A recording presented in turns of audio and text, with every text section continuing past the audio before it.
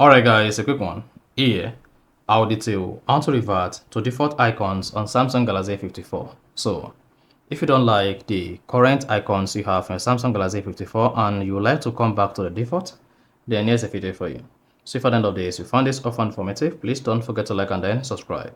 Now, to revert to default icons on Samsung Galaxy A54, all you need to do is go ahead and open the settings application, scroll down, locate and click on Themes.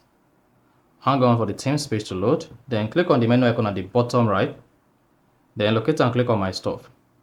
Then if you see Theme, now go ahead and select Icons since you want to revert back to the default icons.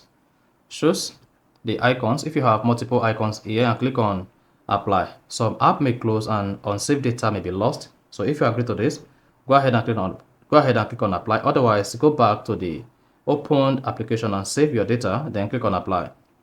Then it should say icons is applying, so just hang on, and once everything is done, then it should say the page like this. So that is exactly how to revert to default icons on Samsung Galaxy A54. So if you found this often informative, please don't forget to like and then subscribe.